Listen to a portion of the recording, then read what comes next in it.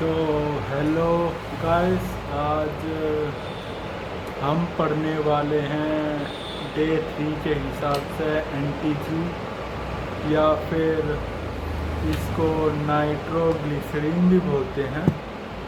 तो ये आज हम पढ़ने वाले हैं, तो चलिए शुरू करते हैं। नाइट्रोग्लिसरीन का जो बेस्ट एग्जाम्पल होता है वो नाइट्रेट होता है।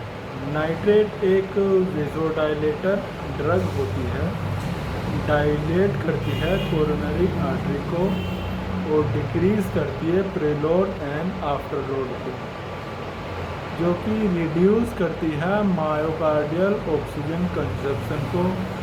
It work by relaxing smooth muscles and blood vessel in your body.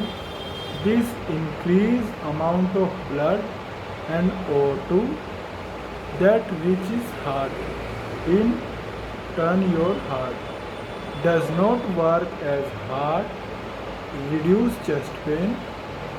Contraindications जो एनटीजी के रहते हैं वो hypotension, increase ICP, severe anaemia. If administered sublingually, bypass the first pass mechanism before taking drug. Drink sips of water. After IV, second pass route for the medication is sublingual. Start working in 1 to 3 minutes and is metabolized within about 10 minutes. Instruct to client to store medication in dark, tight closed bottle because it is a photosensitive drug. Action to take if the client with cardiac disease, complaint of chest pain. Assess client characteristics of pain, heart rate, rhythm and BP. We can administer 3 doses of NTG 0.3 to 0.4 mg at interval of 5 minutes if BP is stable.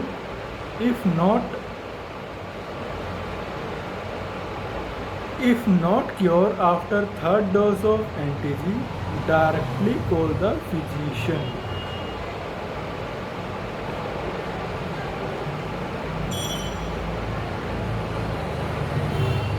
Translingual medication spray, direct spray against mucosa.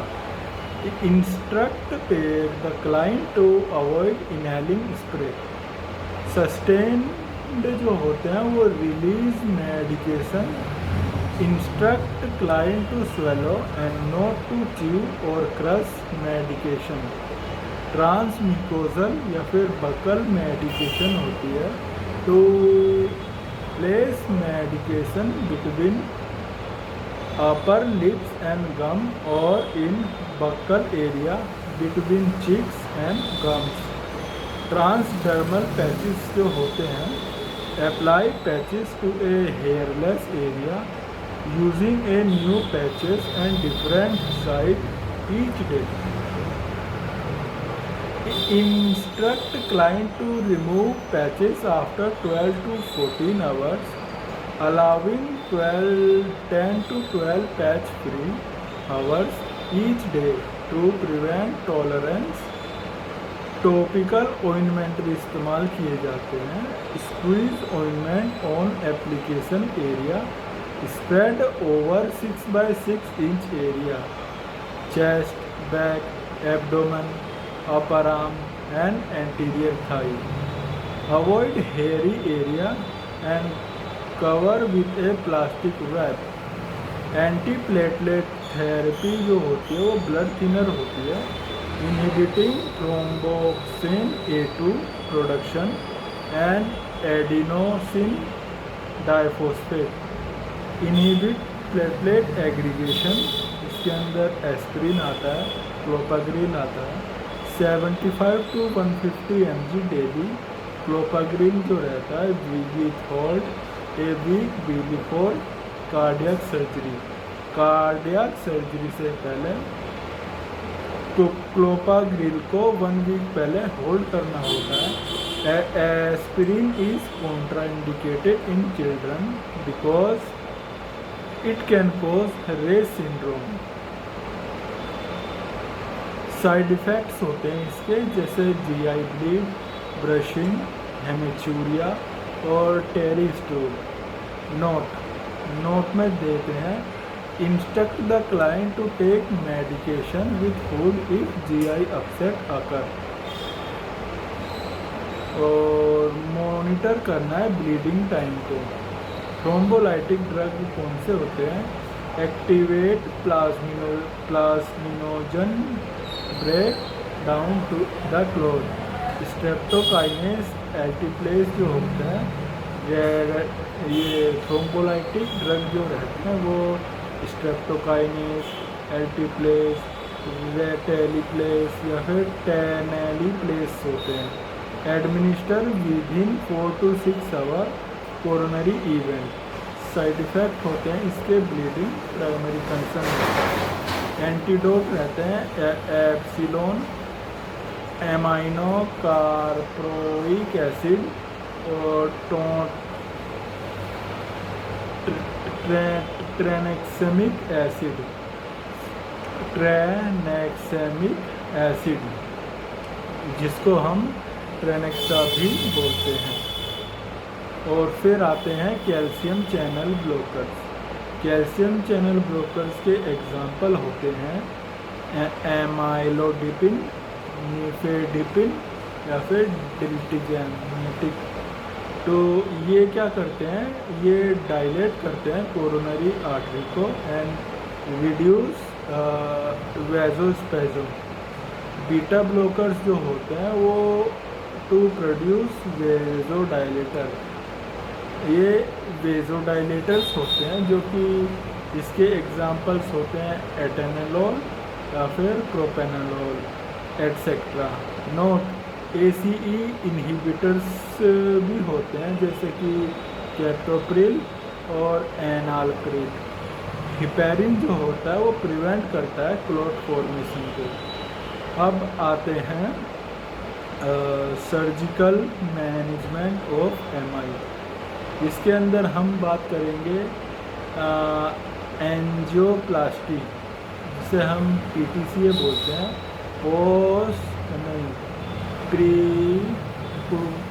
परकुटेनियस transluminal coronary angiography to compress plaque against wall of artery and dilate vessels.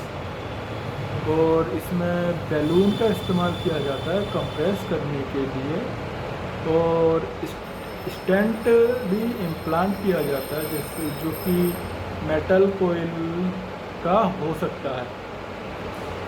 और फिर दूसरी surgery जो होती है वो CABG की जाती है, जिसे हम कोरोनरी आर्टरी बाईपास ग्राफ्टिंग बोलते हैं, जो कि internal memory artery most commonly इस्तेमाल की जाती है, क्योंकि ये इसके सक्सेसफुल रेट जो रहते हैं काफ़ी अच्छे रहते हैं, 10 ईयर्स तक चल जाती है 90% केसेस के अंदर। और radial artery after 10 year, radial artery की जो चांसेस रहते हैं आफ्टर 10 ईयर वो 80% के रहते हैं। और सेफिनस वेन जो रहती है आफ्टर 10 ईयर के बाद इसके 60% चांसेस होते हैं कि ये चलेगी। फिर पोस्ट ऑपरेटिव केयर में आते हैं change position every second hourly to promote venous drain cessation और sudden red colour discharge. Test more than minute need inform physician. Inform physician if patient does not wake up 1 to 3 hours after surgery. Intervention होते हैं, intervention following acute episodes. Bed rest के लिए कहा जाता है for 24 to 36 hours. as prescribed. Allow stand to void or use bedside commode if prescribed. Progress to dangling leg at side of bed or out of the bed to chair for 30 minutes 3 times a day as prescribed.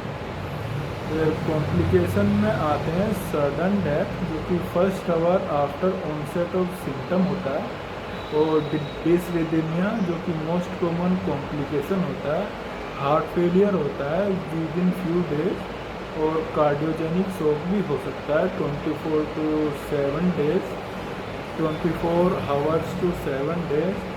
Acute पेरिकार्डियाटिस भी हो सकता है first several day. Mitral valve insufficiency हो सकती है, और papillary muscle rupture भी हो सकता है 3 to 7 days। और फिर Dressler syndrome week to month में भी हो सकता है आफ्टर MI। तो ये ड्रेसलर सिंड्रोम जो होता है ये वीक टू मंथ लगते हैं इसको होने में, और 12 वीक आफ्टर MI के होता है, जिसके अंदर पेरिकार्डियाटिस, पेरिकार्डियल इफ्यूजन और प्लूरल इफ्यूजन भी हो सकता है। अब आते हैं एंजाइना पेक्टोरिस पर। एंजाइना पेक्टोरिस क्या होता है? क्रेशेंडो एंजाइना होता है, जिसे इस्केमिक हार्ट डिजीज़ भी बोलते हैं। एक चेस्ट पेन को हम एंजाइना पेक्टोरिस बोल देते हैं। Angina is chest pain resulting from myocardial ischaemia caused by inadequate myocardial blood and O2 supply.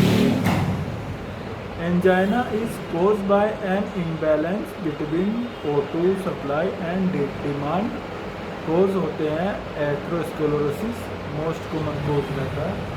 Atherosclerosis CAD का भी मोस्ट कॉमन कोज होता है। कोरोनरी आर्टरी स्पेजम होता है, और स्ट्रेसर एक्सरसाइज होता है, और एक्सपोजर टू कोल्ड भी हो सकता है, या फिर इमोशनली स्ट्रेस हो सकता है। क्लासिफिकेशन के अंदर आते हैं। सबसे पहला स्टेबल एंजाइना पेक्टोरिस, जिसे हम एक्सटर्शल्स एंजाइना पेक्टोरिस बोलते हैं, अकर विथ एक्टिविटी और emotional stress relieved by rest और एंटीजी। अनस्टेबल एंजाइना पेक्टोरिस होता है, जो कि प्री इन्फेक्शन होता है। प्री इन्फेक्शन एंजाइना पेक्टोरिस होता है, occur with unpredictable degree of exertion और emotion. Pain may not be relieved with anti-G। Most dangerous type of angina pectoris होता है। Warning sign of acute MI भी होता है। वेरिएंट एंजाइना, जिसे हम प्रिज़मेटल एंजाइना पेक्टोरिस या फिर वेजोस्पैस्टिक एंजाइना पेक्टोरिस भी बोलते हैं, अकर होता है कोरोनरी आर्टरी के अंदर स्पेजम के से, और में अकर एट रेस्ट, और प्रोलॉन्ग एंड सीवियर पेन होता है at the same time each day. ST elevation देखा जाता है ECG के अंदर, और मोस्ट कॉमन होता है ये less than 50 years of age में। और फिर उसके बाद आता है इंट्रैक्टेबल एंजाइना, जिसे रिफ्रैक्टरी एंजाइना भी बोलते हैं। It is chronic incapacitating angina unresponsive to the intervention. Treatment रहता है इसका CABG। सिम्टम्स जो एंजाइना पेक्टोरिस में आते हैं वो सबसे पहला पेन ही होता है। तो पेन जो होता है इसके अंदर, पेन कैन डेवलप स्लो और quickly, usually is describe as mild और मॉडरेट। सबस्टर्नल पेन होता है स्क्वीजिंग टाइप का, और रेडिएट टू शोल्डर, आर्म, जो, नेक और बैक में जा सकता है। Pain can last for up to 15 to 30 minute. Pain will be relieve by NTG और रेस्ट। और उसके बाद डिसपनिया हो सकता है, पेलोर हो सकता है, स्वेटिंग हो सकती है और पैल्पिटेशन भी हो सकता है। फिर डिजीनेस एंड फेटनेस भी देखी जा सकती है। डायग्नोसिस के अंदर हम पहले ईसीजी करेंगे, एसटी डिप्रेशन देखा जाएगा और टी वेव में इन्वर्जन देखा जाएगा ड्यूरिंग एपिसोड ऑफ पेन। और स्ट्रेस टेस्ट में टीएमटी करेंगे, चेस्ट पेन होता है। और change in ECG vital sign during testing में इंडिकेट इस्कीमिया। और कार्डियक एंजाइम चेक करेंगे, ट्रोपोनिन लेवल इज नॉर्मल मिलेगा इसमें। और कार्डियक कैथेटराइजेशन करेंगे, provide a definitive diagnosis by providing information about patency of coronary artery. और मैनेजमेंट में करेंगे इमीडिएट मैनेजमेंट जो रहती है उसकी, assess pain, administer O2 3 litre bye nasal cannula. और वाइटल साइन चेक करेंगे और एंटीजी सबलिंगुअल देंगे, बेड रेस्ट के लिए बोलेंगे। और सेमी फाउलर पोजीशन देंगे और 12 लीड ईसीजी करेंगे और इस्टेब्लिश करेंगे आईवी असेस रूट करेंगे। और सर्जिकल मैनेजमेंट के तौर पर एथ्रेक्टमी करेंगे, आर्टरी के अंदर से जो इम्बोलाई है, जो इस्कीमिया है, उसको रिमूव करेंगे। और पीटीसीए करेंगे, परक्यूटेनियस ट्रांसल्यूमिनर कोरोनरी एंजियोग्राफी, जो कि बैलून और शंट भी डाला जा सकता है। और दूसरा करेंगे CABG। अब आते हैं हम शॉक पर।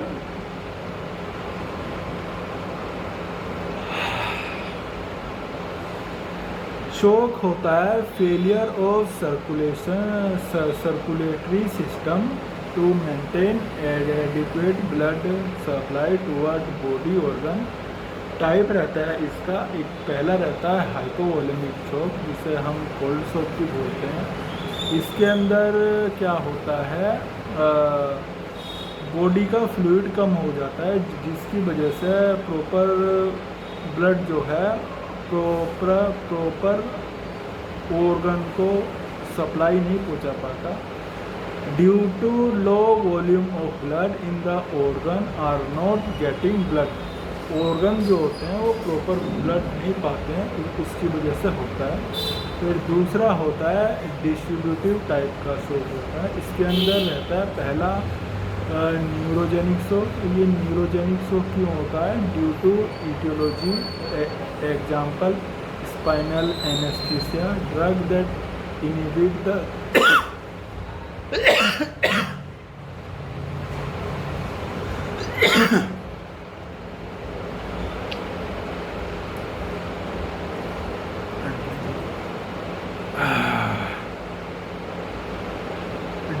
drugs that inhibit the sympathetic nervous system।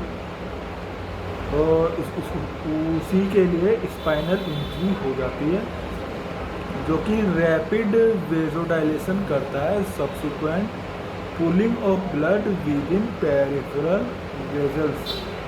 तो इसे बोलते हैं न्यूरोजेनिक शॉक। इसके अंदर कुछ खास सिम्टम्स देखे जाते हैं, जैसे कि warm flushed skin due to vasodilation, or inability to constrict the blood vessel. क्योंकि जब न्यूरोजेनिक प्रॉब्लम होती है तो फिर वेजो कॉन्स्ट्रिक्शन नहीं हो पाता है, जिसकी वजह से वेजोडाइलेशन दिखा जाता है। तो सारा ब्लड जो है वो पेरिफेरल रीजन के अंदर इकट्ठा हो जाता है, उसकी वजह से वार्म फ्लश्ड स्किन देखी जाती है।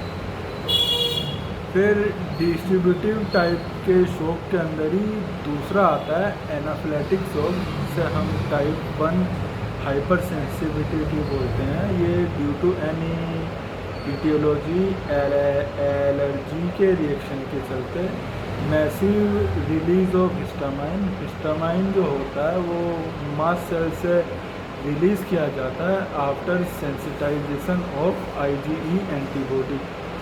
तो सब्सिक्वेंटली वे जो डायलेशन होता है और पेशेंट जो होता है वो एनाफ्लेटिक शॉक में चला जाता है। अब आते हैं डिस्ट्रीब्यूटिव टाइप के, टाइप 3 के अंदर, जिसे हम सेप्टिक शॉक बोलते हैं। तो due to aetiology generally gram negative infection reaction to the bacterial toxin leakage of plasma into tissue, hypovolaemia होता है और उसकी वजह से सेप्टिक शॉक हो जाता है। उसके बाद फिर तीसरा आता है कार्डियोजेनिक शॉक, जो कि ड्यू टू इटियोलॉजी जैसे कि हार्ट फेल हो जाना, एमआई हो जाना या फिर कार्डियक टेम्पोनेट हो जाना। ये हार्ट इन कंडीशंस में heart is unable to pump the blood. तो ये इसीलिए क्या है, टिश्यू की जो ऑर्गन्स होते हैं उनकी ज़रूरत पूरी नहीं हो पाती है और पेशेंट जो है वो शॉक में जाता है। सिम्टम्स जो आते हैं इसके अंदर वो hypotension, oliguria, cold clammy skin, poor peripheral pulse और टेकिकार्डिया देखा जाता है और pulmonary congestion, warm dry pink skin देखी जाती है। और मैनेजमेंट में oxygen, vasoconstricting drug to increase BP और नॉर एपिनेफ्रिन, डोपामाइन, वेजोकम्प्रेशन, टिट्रेसिन देखा जाता है। और आइनोट्रोपिक एजेंट्स जो होते हैं वो इंक्रीज करते हैं कार्डियक कॉन्ट्रैक्टिबिलिटी को। Vasodilatory drug reduce the myocardial workload और workload and ischaemia, example NTG और नाइट्रोक्लोसाइड। Dopamine is preferred management of shock because have renal vasodilation effect। Antihistamine जो होता है डाइफिनाइहाइड्रामाइन जो कि बेनिड्रिल होता है and steroid for the anaphylactic shock. Adrenaline जो होता है वो ड्रग ऑफ चॉइस होता है anaphylactic shock. Antibiotic for the septic shock based on the blood culture. Best position in shock और hypovolaemic shock is supine with leg elevation. और इसमें एक और चीज़ इस्तेमाल की जाती है, mask military anti shock trouser और न्यूमोटिक एंटी शॉक गारमेंट बोलते हैं, use in the haemorrhagic shock, severe blood loss में ये इस्तेमाल की जाती है। अब आते हैं हम हार्ट फेलियर पर। हार्ट फेलियर हम थोड़ी देर में पढ़ेंगे। Heart failure, congestion heart failure, it is a syndrome, ठीक है। It is inability of heart to maintain adequate circulation to meet metabolic need of body organ because of an impaired pumping capability. Cardiac output is a diminished and peripheral tissue is not perfused adequately.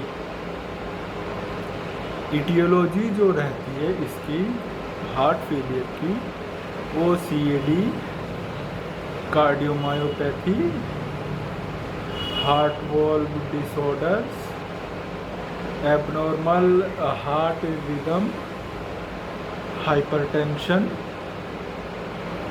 और classification जो होता है, एक होता है acute heart failure जो कि suddenly होता है और क्रोनिक हार्ट फेलियर जो रहता है वो डेवलप होता है ओवर टाइम। और कुछ टाइप के भी हार्ट फेलियर होते हैं जैसे कि फॉरवर्ड फेलियर, इसके अंदर क्या होता है कि inadequate output of affected ventricle causing decreased perfusion to vital organs। और फिर बैकवर्ड फेलियर के अंदर blood backup behind affected ventricle causing increased pressure in atrium behind affected ventricle। और फिर सिस्टोलिक फेलियर जो होता है when the heart is not able to contract result can't able to inject the blood। और फिर diastolic failure होता है when heart is not able to relax after contraction। और फिर राइट वेंट्रिकल फेलियर होता है when the right ventricle can't able to pump blood into the pulmonary artery and can cause a systemic circular system। Left ventricle failure होता है when the left ventricle cannot able to push blood into aorta due to any cause can lead left ventricle failure and so pulmonary system। तो right side of heart failure या फिर right ventricle failure के causes रहते हैं। Left ventricle failure primary cause रहता है और cor pulmonale जिसे बोलते हैं disease of pulmonary blood vessel या फिर राइट वेंट्रिकल इंफ्रैक्शन। और सिस्टमिक सिस्टम जो होता है ट्रिक होती है इसमें ओ हेड anorexia and nausea weight gain या फिर हेपेटोमेगाली एडिमा या फिर एसाइटिस होता है।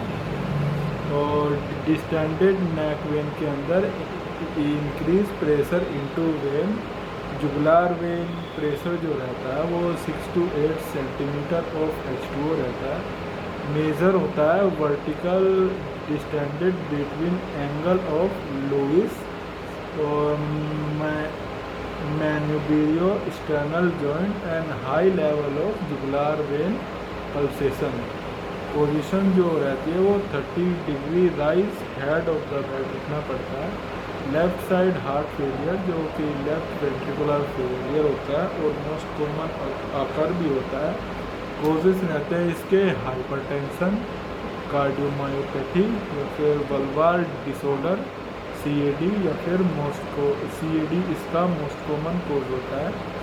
और साइन में आते हैं पल्मोनरी के अंदर SOB ऑर्थोपनिया कफ या फिर हीमोपिटाइसिस और abnormal breath sound pulmonary congestion या फिर क्रैक्स बोलते हैं। एक्यूट पल्मोनरी एडिमा होता है इसमें severe dyspnoea and orthopnoea expectoration of large amount of blood tinged frothy sputum बीज and crackle sound on auscultation acute anxiety and restlessness cold and clammy skin देखी जाती है। साइनोसिस होता है और हाइपोकेप्निया होता है और evidence of muscles cramp weakness and dizziness and paraesthesia. Action to take client with pulmonary oedema provide high Fowler position administer O2 assisting lung sound. Ensure an IV administration of diuretic and morphine sulfate. Insert Foley's catheter as prescribed. Prepare for intubation and ventilator support if required. Medication management के अंदर trick इस्तेमाल की जाती है unload fast जिसमें U से upright position, M से एंटीजी, L से लेसिक्स, O से ऑक्सीजन, A से ACE इनहिबिटर, D से डिजॉक्सिन, F से फ्लूइड डिक्रीज होता है और A से आफ्टर लोड डिक्रीज करना होता है और S से सोडियम रिस्ट्रिक्शन करना होता है और टी से टेस्ट करने होते हैं डिजोक्सिन लेवल के, एबीजी और पोटेशियम का लेवल चेक करना है। और डायग्नोसिस के अंदर हम बीएमपी चेक करते हैं, जिसे हम बीएनपी बोलते हैं, beta type natriuretic peptide secreted by the cardiomyocytes in ventricles, help in stretching of ventricles, जो कि इसका लेवल रहता है 100 से नीचे इसको नॉर्मल माना जाता है, और 300 से ऊपर अगर पहुंच जाता है तो इसे माइल्ड हार्ट फेलियर कहा जाता है। Help to know the severity of the heart failure, chest x-ray जो है कंफर्म डायग्नोस्टिक टेस्ट होता है, और इकोकार्डियोग्राम जो है यूएसजी ऑफ द हार्ट को कहा जाता है। मैनेजमेंट के तौर पर हम करते हैं drug of choice of the heart failure होती है डिजोक्सिन, जिसे हम लोनोक्सिनिन बोलते हैं। It is a cardiac glycoside, increase force of contraction but decrease heart rate of decrease rate of contraction. Drug आती है इसके अंदर क्रोनोट्रोपिक, एसिनोड, फास्टर। ट्रोमोट्रोपिक आती है जिसके अंदर कंडक्शन सिस्टम रहता है, जो कि इंक्रीज करती है the rate of conduction through AB node. और आइनोट्रोपिक होती है जो कि कॉन्ट्रैक्टिबिलिटी पर काम करती है, वेंट्रिकल पर काम करती है और हार्डर होती है। और एक रहती है ल्यूसीट्रोपिक, जो कि इंक्रीज करती है रिलैक्सेशन को, वेंट्रिकल को, और फास्टर करती है। Calcium stimulator and depolarisation of cardiac muscles. तो नॉर्मल कैल्शियम लेवल रहता है इसका 4 to 5 मिली इक्विवेलेंट पर लीटर, और 8.5 से 11 mg/dl। Second major extra cellular cation होता है कैल्शियम, और digoxin is a inotropic agent जो कि वेंट्रिकल के कॉन्ट्रैक्शन पर काम करता है और वेंट्रिकल का कॉन्ट्रैक्शन इंक्रीज करता है। नॉर्मल डिजोक्सिन लेवल जो रहता है वो 0.5 से लेकर 2 नैनोग्राम पर ml रहता है। इंडिकेशन डिजोक्सिन के लिए एक तो हम एट्रियल फ्लटरिंग में इस्तेमाल कर सकते हैं, एट्रियल फिब्रिलेशन में, और कार्डियोजेनिक शॉक में, और हार्ट फेलियर में भी यूज़ किया जा सकता है। कॉन्ट्रा इंडिकेशन जैसे कि वेंट्रिकल फिब्रिलेशन, वेंट्रिकल टैकीकार्डिया, और कि किसी को हाइपर सेंसिटिविटी हो डिजोक्सिन की, तब वहाँ पर कॉन्ट्रा इंडिकेटेड होता है। और असेस करना है एपिकल पल्स को for 1 minute before administering the dose. Infant के अंदर मोर देन 1 ml 0.05 mg एक बार में देनी है। और मैकेनिज्म ऑफ एक्शन जो रहता है इसका, डिजोक्सिन करता है inhibit sodium potassium ATPase pump को, जो कि फाउंड होता है प्लाज्मा मेम्ब्रेन के अंदर, जो कि इंक्रीज करता है इंट्रासेलुलर सोडियम को during sodium calcium exchange, increase intracellular calcium level, जो कि इंक्रीज कर देता है कॉन्ट्रैक्टिलिटी को। तो कार्डियक आउटपुट इंक्रीज हो जाता है with a subsequent decrease in ventricle filling pressure. Hold digoxin if apical pulse is less than 90 to 100 beat per minute if in infant and young children. Hold digoxin if apical pulse is less than 60 in children and adults. Early sign of digoxin toxicity जो होते हैं वो anorexia होता है, first symptom होता है इसका। फिर नोजिया, वोमिटिंग, डायरिया होता है। Digoxin toxicity cause hypercalcaemia, kalaemia, yellow green distortion around light या फिर जेथोक्सिया, डेवलपमेंट ऑफ कैटरैक्ट, येलोइंग और फिल्टरिंग द इफेक्ट। ब्रेडिकार्डिया होता है, डिसरेडिमियास होता है, increase risk of toxicity exists in client with hypothyroidism, reduce requirement for digoxin, decrease volume of distribution and plasma clearance of drug. With hypokalemia, when calcium is low, digoxin can more easily bind with ATPase pump.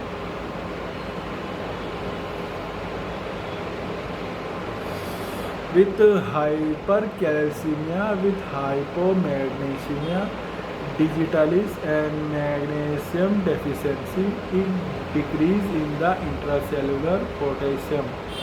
Digoxin effect on in ECG. Acid depression देखा जाता है, reverse check sign होता है, scoop सल्वाडार daily sagging होता है, appear shortly of atrial and ventricle refractory period, producing a short QT interval with secondary repolarization affecting ST segment. No. Increase vagal effect or at AV node, prolonged PR interval. Antidote जो रहता है वो Digibind रहता है, immune fab, digoxin specific antibody होती है इसमें।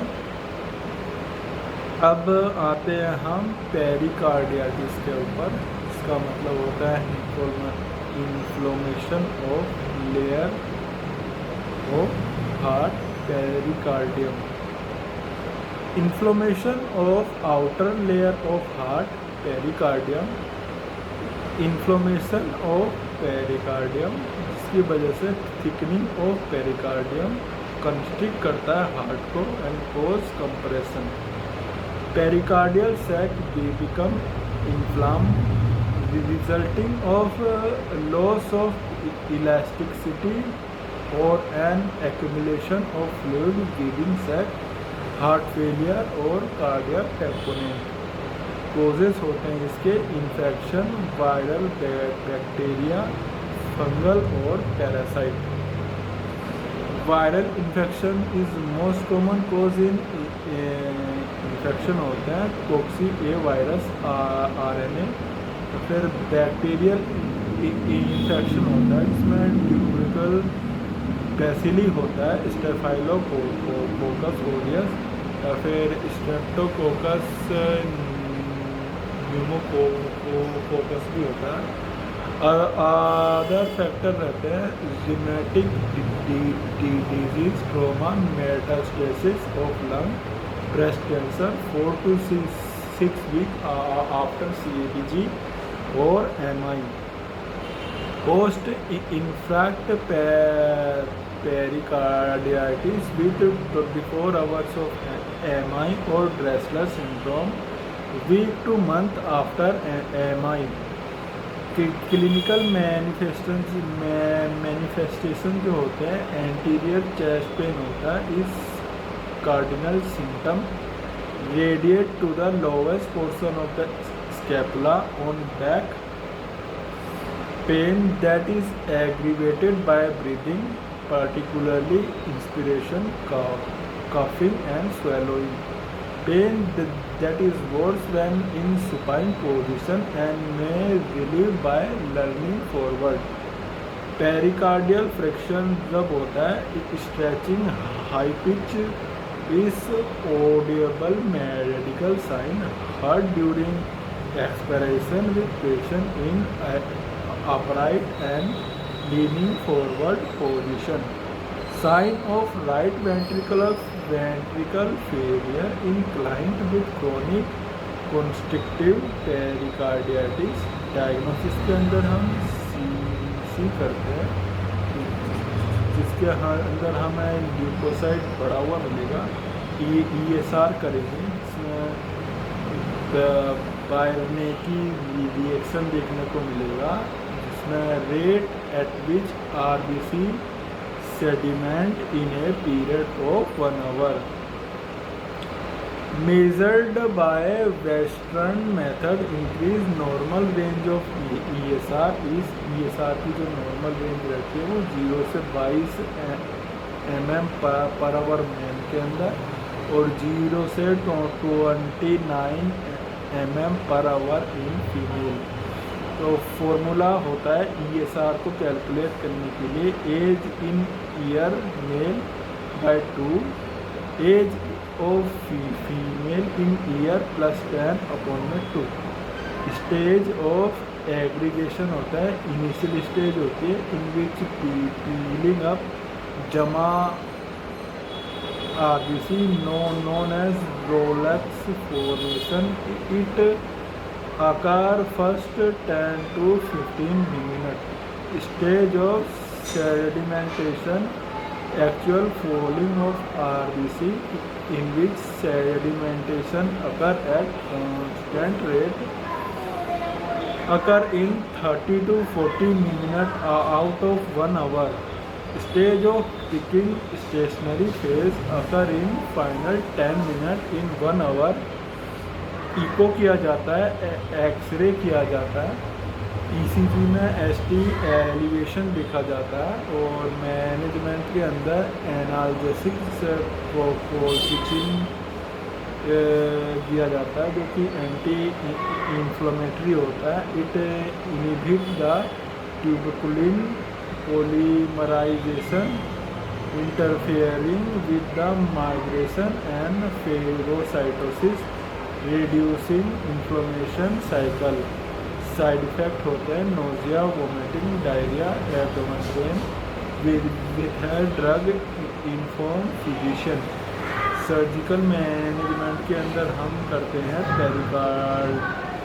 पेरिकार्डियक्टमी, removing the inflamed pericardial layer. फिर आती है मायोकार्डियाटिस जो कि हम कल पढ़ने वाले हैं। आज की क्लास को हम यहीं ख़त्म करते हैं, कल का टॉपिक हम मायोकार्डियाटिस के साथ शुरू करेंगे। Thank you so much.